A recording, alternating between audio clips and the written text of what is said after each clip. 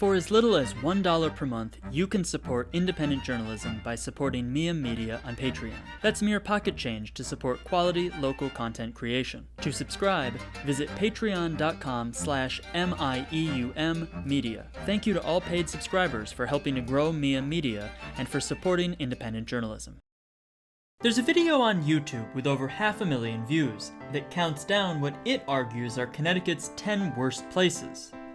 As I discussed last week, the video may have gone viral, but its methodology is not transparent, its sources are unknown, and its creator did not respond to multiple requests for comment by the time of publication.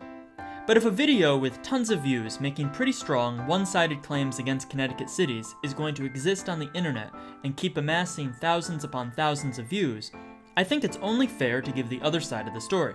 Mieum Media reached out to elected officials in each of the 10 cities mentioned in the viral video. This week, we'll be visiting New London, Waterbury, and Derby. New London is a small seaport city in southeastern Connecticut with a population of just under 30,000 residents. Here's what the aforementioned video claimed about New London. If you drove your beat-up car along I-95, eventually you'd come to New London. You just might want to keep driving. New London has the second highest unemployment rate in the state. And it's in the bottom 5% for income levels, which means lots of folks here struggle to make ends meet. The worst part, New London's in the top 5 for crime. In fact, when you're in some parts of New London, you better watch your back, or you're gonna have a bad time. Plus, like several other cities on this list, New London's been hovering near bankruptcy for a while now. But on the bright side, New London public schools get the most money per student in the state, so that's great. There's a lot of opportunities here for almost anything you want, from recreation and play to job opportunities to educational opportunities. It's, we attract a lot of artists, musicians, because of the culture in New London. The geography is amazing, and the history here is, the history of New London is really the indigenous history is very important, and the city's been important to the country since the beginning. That's Michael Passero, the mayor of New London. He's spent his whole life in the city, and even attended Connecticut College, a school in the Little Ivy League that's located in New London. Mayor Passero contends that online haters don't have their facts straight. You can say anything you want, but it's not, you'd have to come up with the data, and New London's a very safe city. Really there's virtually no crime.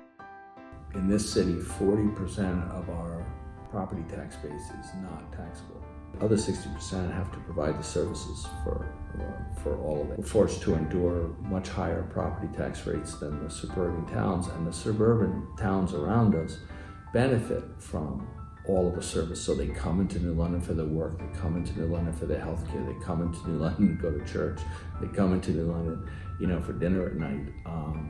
They come into New London to park their car so they can take a nice walk. We are attracting a lot of empty nesters, along with millennials. A lot of young entrepreneurs, creative young people, talented people.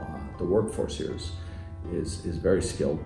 Most of us that live in New London love New London and appreciate everything we have. So we're very appreciative of what a great life and quality of life we have here in New London.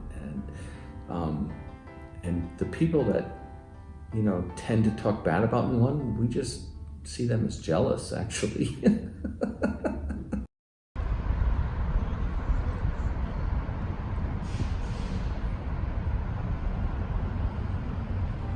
Waterbury, also known as the Brass City, is located in New Haven County and has a population of around 110,000 residents. If you went south from Hartford along I-84, eventually you'd come to Waterbury, and you'd be scared.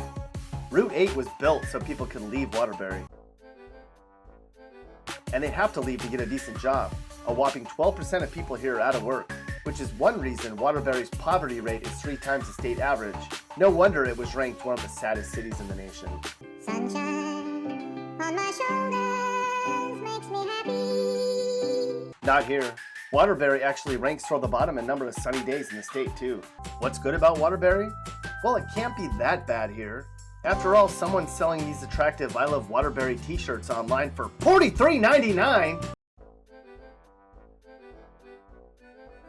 Holy guacamole! Mayor Neil O'Leary was unable to sit down with Mieum Media for this piece, so we conducted an interview over email.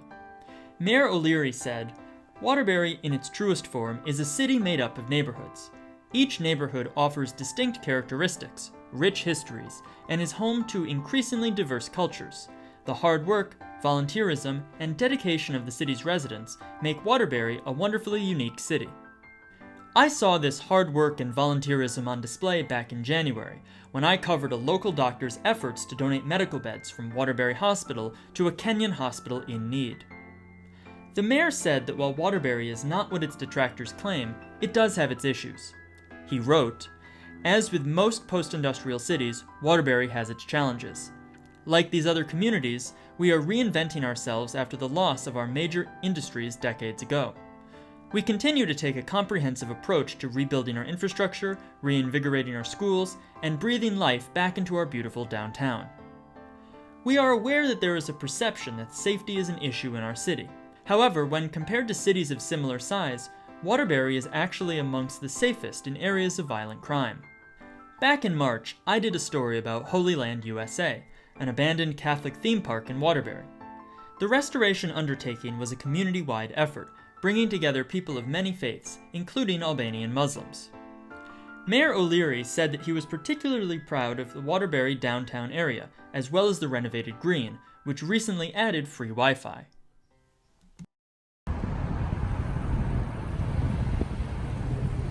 Next up, we're heading to Connecticut's smallest city, Derby. Where's the 9th worst place to live in the entire state of Connecticut? The people in Derby won't be too happy to hear it, but it's you. Why? Lots of reasons. Derby ranks in the bottom 10 for number of people not working and school spending, and the worst 5% for crime. This old mill town has seen far better days, for sure. On the bright side, Derby High School won the 1951 Connecticut State basketball title. Go Red Raiders!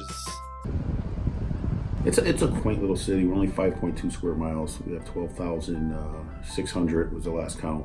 A lot of new people coming in, and when they come in here, they don't feel like they're a stranger or they're not wanted.